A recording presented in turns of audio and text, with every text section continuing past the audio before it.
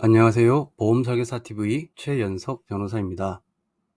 오늘은 보험설계사 환수소송 선지급 수당 문제에 대해서 알아보도록 하겠습니다. 보험설계사로 활동하다 보면 실적만큼이나 신경 쓰이는 것이 바로 수당 환수 문제입니다. 특히 이직이나 해촉 과정에서 발생하는 보험사의 환수 소송은 설계사 개인에게 큰 경제적, 심리적 부담이 되곤 합니다.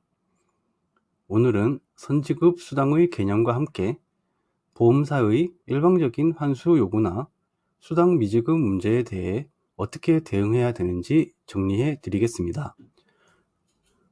선지급 수당이란 무엇인가요? 보험설계사가 보험계약을 성사시키면 보험사는 통상 1년에 걸쳐 정기적으로 지급해야 할 수당 중 일정 지분을 미리 지급합니다. 이를 선지급 수당이라고 합니다.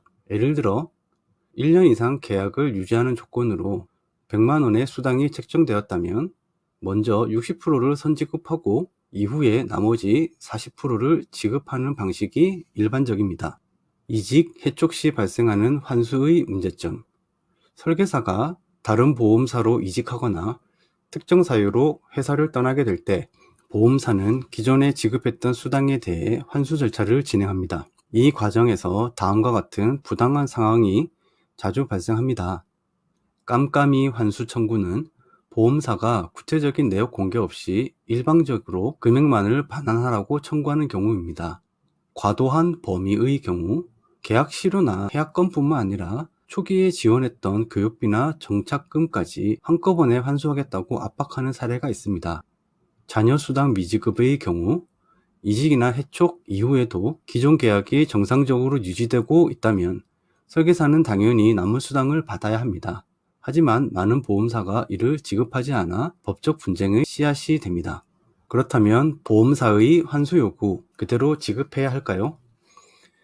결론부터 말씀드리면 무조건 지급할 필요는 없습니다. 다음 세 가지를 확인하고 지급해야 합니다. 첫 번째, 보험 계약이 유지되고 있는지.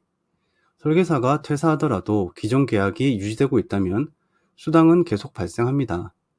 그럼에도 보험사가 자녀 수당을 지급하지 않고 전액 환수를 요구하는 경우 부당이득 문제로 다툴 수 있습니다. 두 번째, 해촉 또는 이직의 책임이 누구에게 있는지.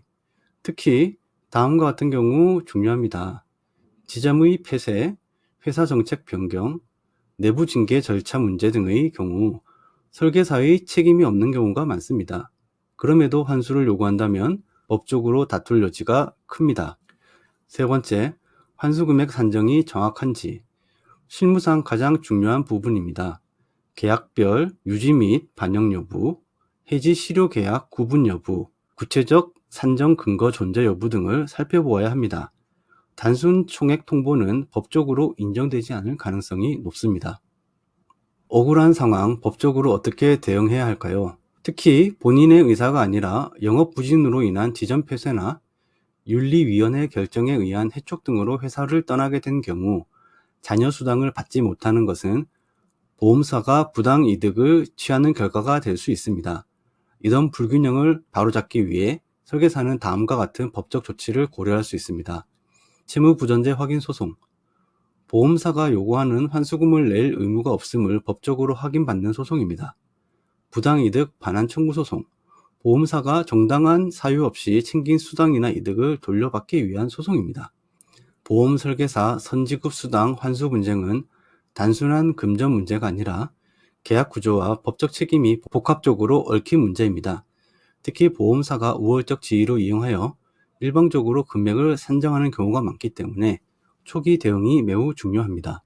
보험회사나 GA로부터 환수 요구를 받았다면 무조건 지급하기 전에 계약 구조와 지급 기준을 면밀히 검토하고 필요시 소송을 통한 적극적인 대응을 고려하여야 합니다.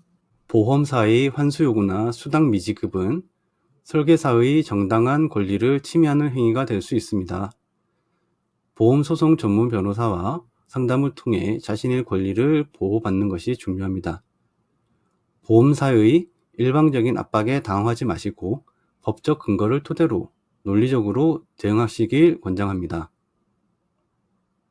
지금까지 시청해 주셔서 감사합니다. 보험설계사TV 최연석 변호사입니다.